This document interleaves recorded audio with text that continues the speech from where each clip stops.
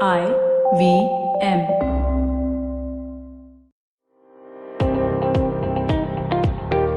Welcome to All Things Policy, a daily podcast by the Takshashila Institution. We are a bunch of policy nerds based in Bengaluru, and we like bringing fresh perspectives to Indian affairs and Indian perspectives to global affairs. So grab a cup of coffee, sit back, and join us for today's chat. Hello and welcome to All Things Policy. As we all know, COVID-19 has now spread across the length and breadth of India, and India is now recording among the highest day-to-day increase in cases globally. Seroprevalence studies in major Indian cities, which we talked about last week, have shown that official numbers might very well be understating the sheer scale of the pandemic. And here on All Things Policy, we've also talked extensively about how the pandemic has impacted the Indian economy, which is already struggling with issues like low employment and low investment in the months leading up to the pandemic. Today, we'll be looking at another aspect of COVID-19 in India, specifically its impact on women. Across the world, lockdowns that were imposed due to the pandemic have severely impacted women's access to jobs in healthcare, and an increase in domestic violence has also been reported. In addition to all these problems, India also saw massive movements of migrant workers away from urban centers towards the hometowns and villages. As you can imagine, all this makes for a very massive and complex policy problem that needs to be tackled at multiple levels. To discuss these issues, today in All Things Policy, we're joined by Soumya Kapoor, the head of the initiative of What Works to Advance Women and Girls in the Economy, also known as IWWAGE. Welcome, Soumya. Thanks very much, Anirudh. Thanks for having me over. It's our pleasure. So before we get into actually talking about the policy briefs that IWWAGE has come out with on this problem, can you tell us a little bit about what you guys do? So Anirudh, IWWAGE was actually set up as a gender research center with seed funding from the Bill and Melinda Gates Foundation way back in 2017. So we are quite nascent, we're quite young. So it was set up in December 2017.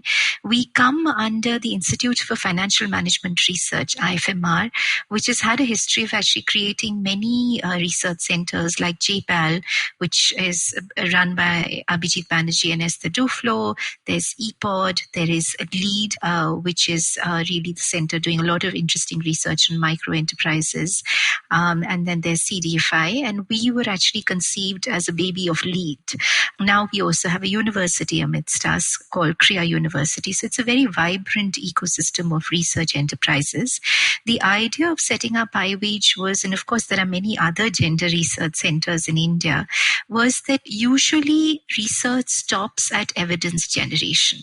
And the mandate of IWWAGE was to also focus on what works. So also implement some cutting edge interventions or solutions which would advance women's economic empowerment in India, which we would document as whether they are working or not working. So IWWAGE is broadly divided into three themes. The mandate is that we should advance women and girls in the economy and advance their economic empowerment. And to do so, we've identified for ourselves three broad themes. The first is the barriers that women face. So as you rightly said, in COVID-19, some barriers have been aggravated, but not that these barriers did not exist, that they were there earlier, even before COVID. So we look at barriers such as unpaid care work or even violence, issue of safety in public spaces, no reliable transport, inadequate skills, inadequate demand for the kind of work that women can do, and all of those barriers which actually restrict women from participating in the Indian economy. India has the economy of having one of the lowest female labor force participation rates amidst countries which have similar growth rates. It's only about 25% now after COVID. So what are the barriers that women face to actually entering the workforce? Secondly, if they do, what is the quality of work that they undertake? What are the sectors they are working in? And is it that they are trapped in certain occupations, gendered division of labor as we call it, and they are not able to rise over and above these occupations? And the third thematic pillar is really looking at women's collectives. So in India, we've had a tradition of self-help groups of women who've been now federated in rural areas, at least under the National Rural Livelihoods Mission. Can we leverage the power of these women? There are about 65 million women who are federated into self-help groups and now into the NRLM fold, into actually organizing them and collective. They're already collectivized, but really harnessing their collective potential for better production, for better money to them, for more empowerment for them. We also have a very small grant on digital tools, which is, can we actually look at mobile technology, apps and, new web-based platforms to empower women. And I can talk more about that later during the podcast if you wish. So that's how broadly IWAGE is structured. And the idea is that whatever evidence that we and our partners, we have a lot of sub-grantees as well who work with us, whatever work that we generate, we essentially feed it back into policy, including there's a big program, for example, that we are undertaking with the government under the National Rural Livelihoods Mission, where the government actually identified for itself the big challenge, which is that women are not empowered or don't have the agency enough to even think through what they want. What are the livelihoods that they want to engage in? What is the value addition activity that they want to undertake? So can you actually train these women, so that they actually have a voice to express their needs? And also set up, we are piloting what we call gender resource centers, where women can actually come and express these needs, access information about government programs, apply for them, access their entitlements, even report issues of domestic violence. And these programs that we are doing with NRLM are currently in 4 states in India. And as I said, we test solutions. So we are testing whether this is a solution, say, for the NRLM architecture, for women to use that architecture and collectivization to empower themselves. So that's broadly what IWAGE is about. That's fascinating, Soumya. Thank you guys so much for the work you're doing. I can see, having read your policy briefs, how these 3 themes kind of come across in your work related to the pandemic as well. The first, in terms of the kind of barriers that women just generally face in the economy. The second, the way that gendered divisions of labor, and especially given that India is still a country that's very much still in the process of kind of moving to a more gender equal society, the way that certain social expectations structure the kind of work that women get. And finally, in terms of how collectivization can help women break these barriers, and how self-help groups can actually help really level the odds.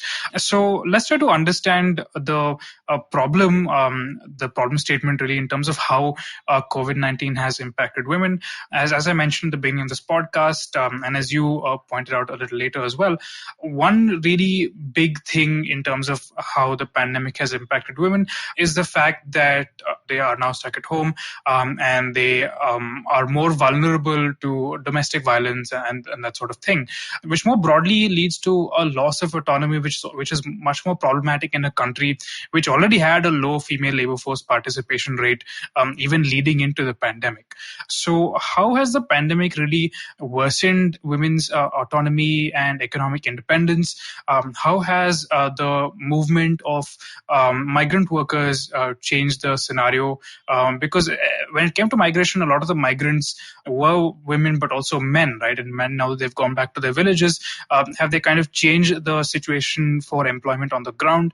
What do you see the prospects for women's labor force participation if there is no serious attempt from the government to kind of even the odds?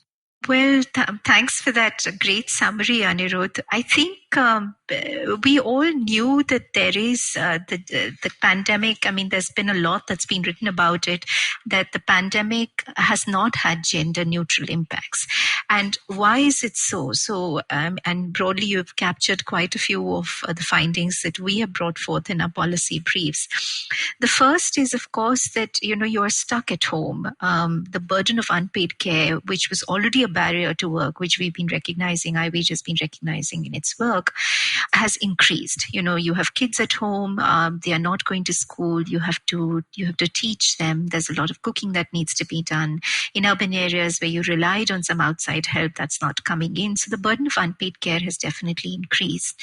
There have been job losses, definitely more for men, can't see that, but also particularly the job losses then have an impact on the family. And we are seeing, even though the numbers are very minuscule in terms of, what is reported at the helpline at the National Commission of Women, but there has been a definite spike. So what you would see in about 6 or 7 months, the number of cases being reported have come almost in the 2 or 3 months of the lockdown. So clearly, there has been a spike. As I said, we work with NRLM and we work in 4 states very intensively. Our partner organizations are well-known gender organizations like Jagori, Anandi and Chaitanya, and there you actually see more reporting because, they actually come forth to the gender counselors.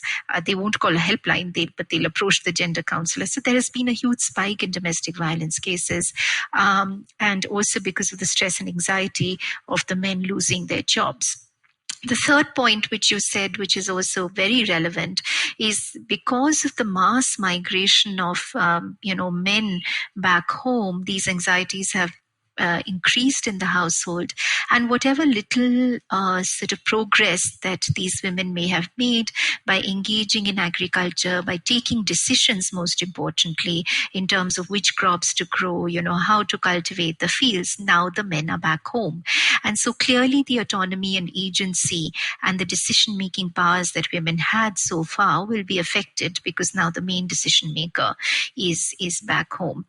Fourthly, a lot of women actually are involved in agriculture. So even if the 25% women who work in India, majority, the rural labor force participation rates are much higher than in urban areas and have traditionally been so, because women work not only as paid labor, on other people's farms, but also as unpaid labor on their own farms.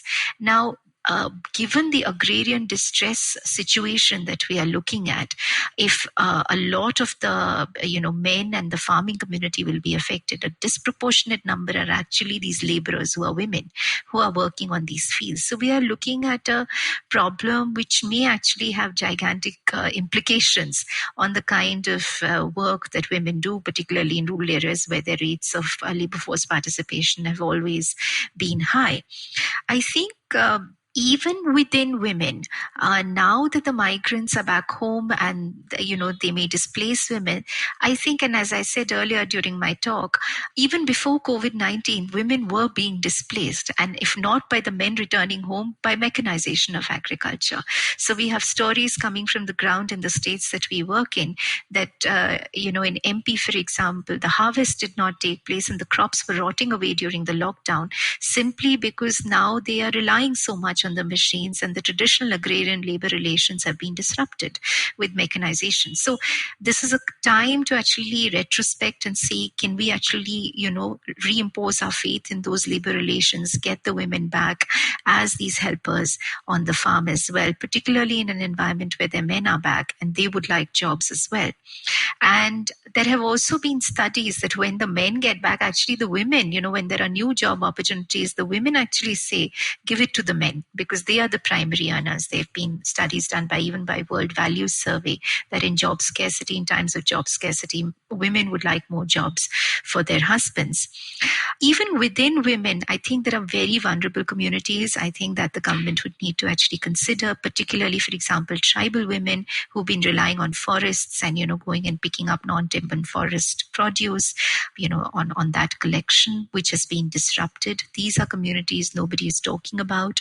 The fisher women, for example, because there was no catch that was being brought, there were also fears around the coronavirus spreading because if you were to eat fish or chicken, etc. So sales have drastically declined. Fisher women are really in the process of curing the fish, taking them to the market. The hearts are closed, so all the handicraft sector has also been. So these are also communities that besides the usual women in agriculture that not many people are talking about. And 90% of these women who are working are really working in the informal sector.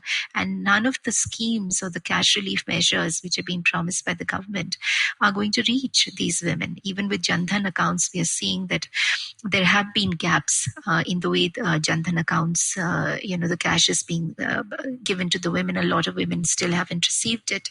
So those are the sort of broad challenges that we are seeing in rural areas. In urban areas, of course, although of course there have been job losses and women have been affected as well, and the burden of unpaid care work, etc., has increased, but you don't hear so much of the kind of distress that women have faced. And one final point that I'd like to add is the importance of food and nutrition security to women. So women have also been impacted during the lockdown, particularly in rural areas, because they've not been able to access health services. And because they are the ones who are really looking after the hearth and the home, which is really getting the food to the table. And food has been such a challenge, even though there have been relief packets which have been distributed. But you can't just eat, rice and wheat. You need salt, oils, edibles, pulses, etc. No, those were not promised as part of the PDS. So surveys, including some of the surveys that we have commissioned through the Indian Statistical Institute, are showing that there is heightened anxiety amongst women. They are eating the last, but that's the least of their concerns. They are also anxious about how to get food onto the table. So the mental health issues are also rising increasingly so amongst women as well. And then, of course, the domestic violence, being locked in mostly with your perpetrator. So does that answer your question in terms of the broad impacts? It does, and it's honestly quite intimidating to think of the sheer scale of what we're talking about.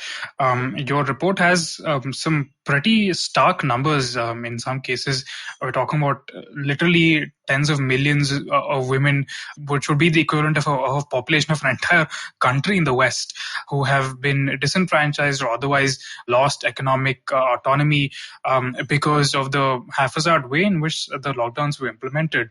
In fact, when you talked about how crops were basically left to rot and fisherwomen weren't able to sell their produce because of all the misinformation that was going around about how fish might spread the coronavirus, all of these seem like things that should have been considered before like a very severe nationwide lockdown was kind of imposed. But of course, we are well in the thick of it now.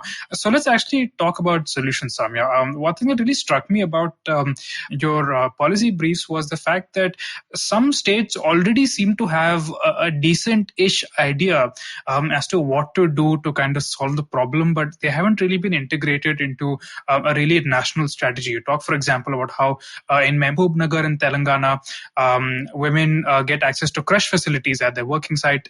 You provided examples of other places in India, including West Bengal and some other places where SC and ST women, basically the NREGA is used to create assets in the private properties of SC and ST women. So bringing together all the aspects that you've laid out for us, right, in terms of first the lack of access to economic opportunity, the reduction in nutritional and food security, and the existing kind of schemes that are out there, how do you think India needs to go about bringing back some kind of economic independence to women in the short term, dealing with the pandemic itself, and more broadly in the long term? What does India do about its pathetically low female labor force participation rate? It is interesting that rural India has a better labor force participation rate for women than urban India does. Intuitively, I can kind of understand that, because when households need more earners, it isn't really an option for anybody of either gender to sit at home. But in urban India, it seems that the more gentrified a family becomes, the more interested it is in kind of conforming to this societal expectation that women must not work.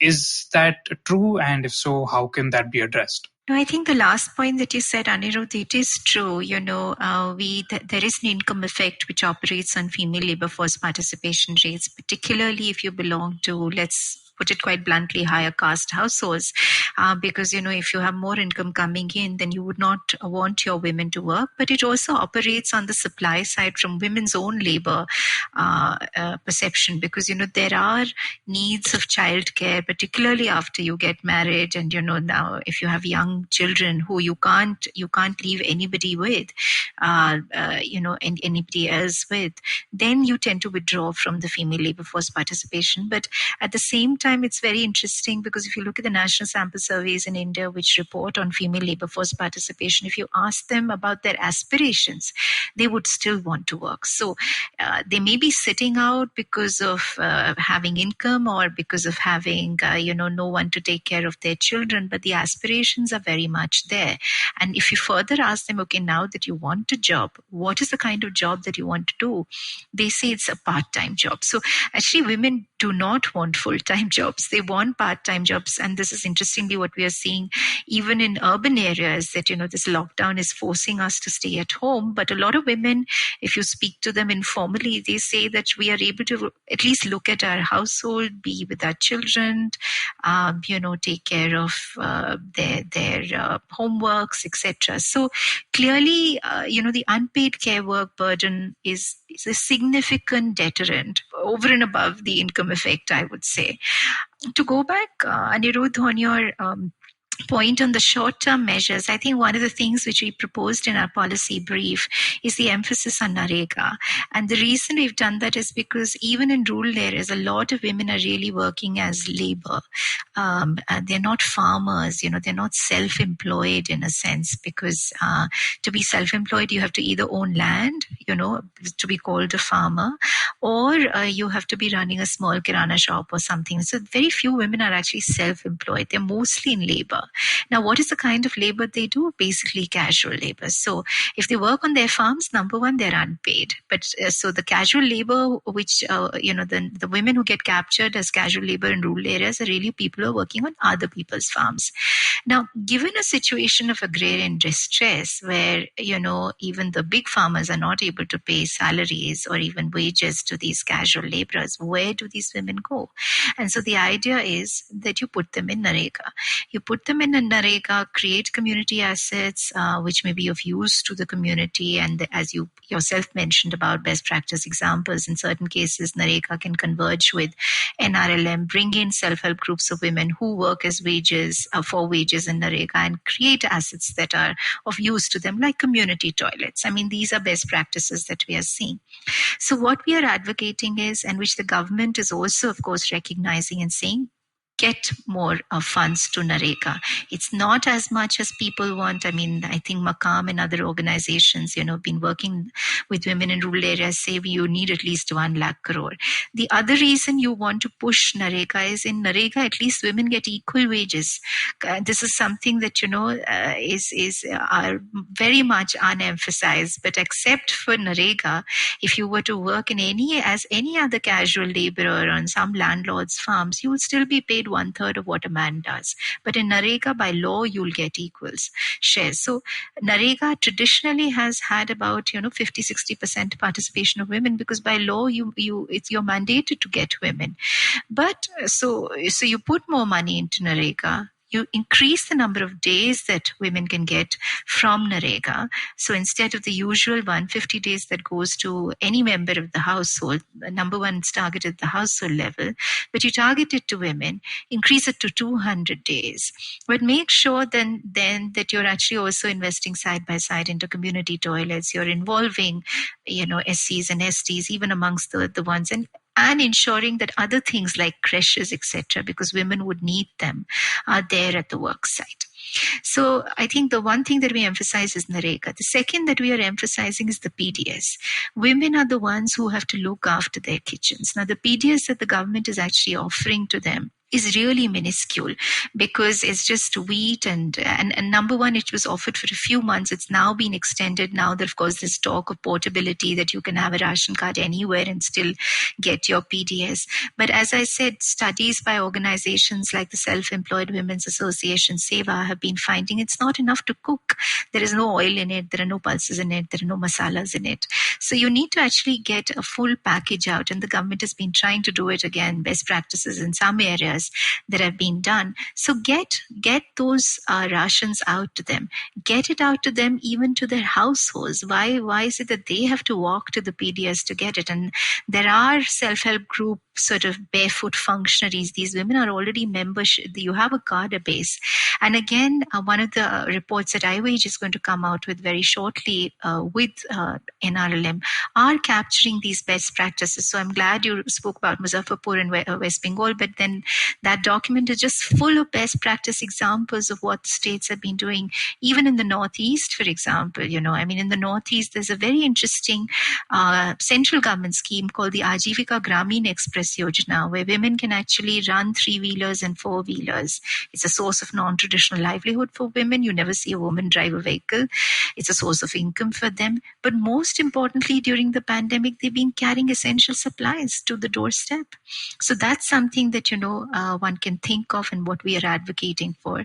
The third is really involving women in community kitchens, vegetable gardens, and, that improve nutrition security for them, for their children. Also involving them, in cooking good nutritious meals for the Anganwadis, for the schools, as part of the midday meal. And these are sustainable models that can come for women's employment over and above your ASHA workers in the rural areas or the teachers or the ANMs. Again, many, many best practices that you can draw on, particularly during COVID, on how these SHG women have risen to the challenge and been making community meals for quarantine centers and villages, for the migrants who've been put into these quarantine village centers when they return home. So why not institutionalize it? Why not make them make meals for Anganwadis and schools on a regular basis? And again, best practices there. Chhattisgarh has been doing that for a very long time. That's a sustainable source of livelihood for them. So all of these, I think number one is Nareka, number two is really promising them food security and PDS, and number three is really these traditional, I would say, livelihoods in agriculture, farm, vegetable cultivation, community gardens, getting them to cook for schools and Anganwadis that you can involve them in. And one thing I would like to just end with is, I was on another panel and somebody else said, but aren't you pushing women into traditional roles?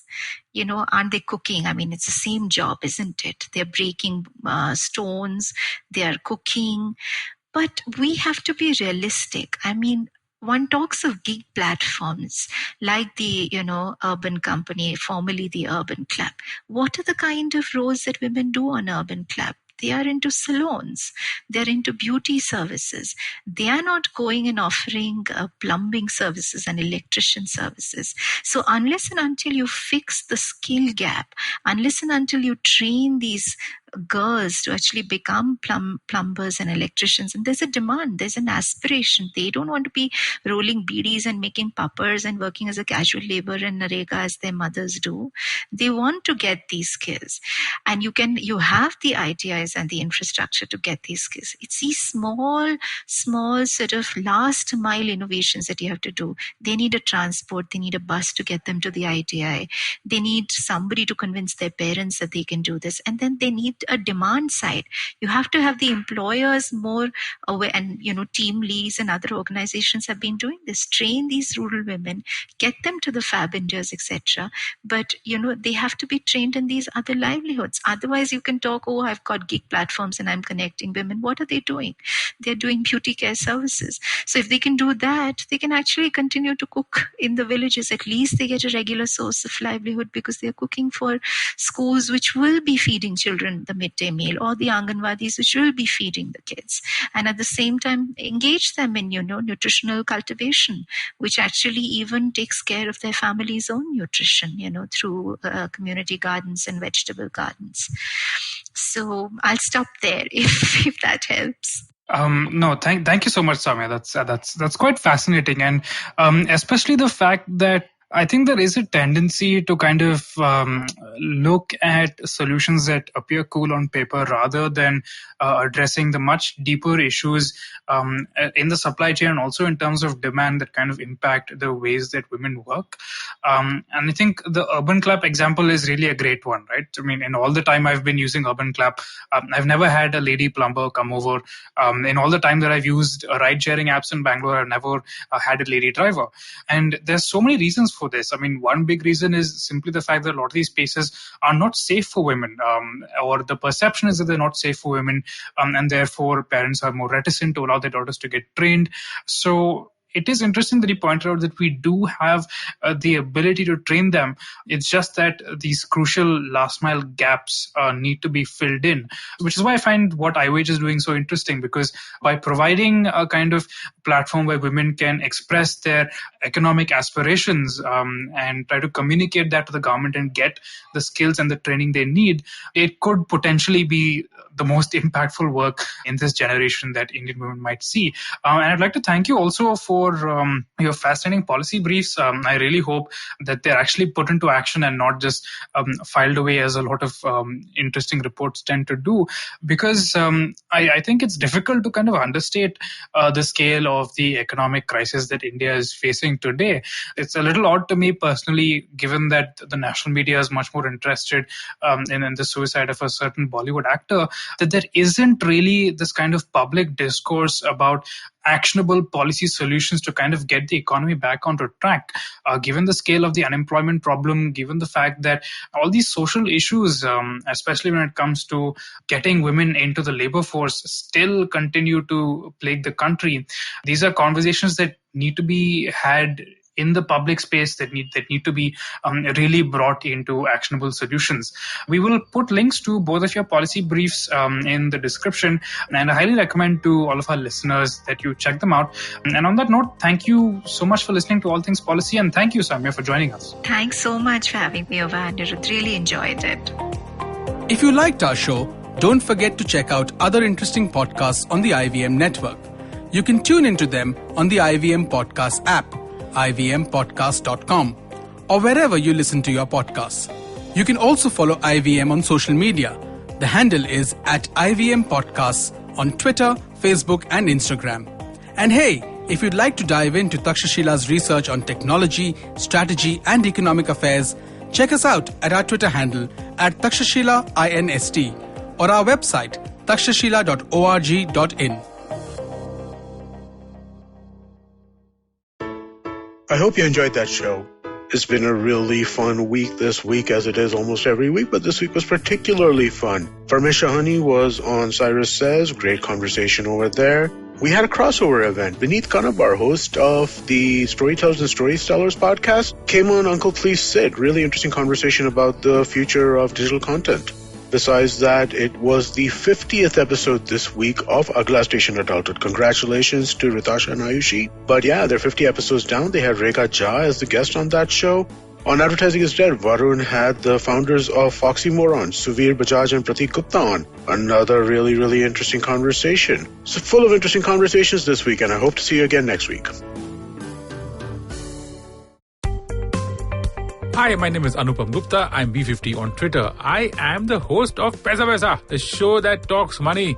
On my show, I speak to experts from every field of money and finance, from stock markets, equities, debt funds, credit cards, life insurance, every possible area of money and finance that you can think of. We even did an episode on cryptocurrency. I've got fantastic guests from mutual funds to personal finance experts everywhere. Robo-advisory, startups, just name it, we've got it. At Paisa Vaisa, we help you make smart decisions about money. You work hard for money. Now make your money work hard for you.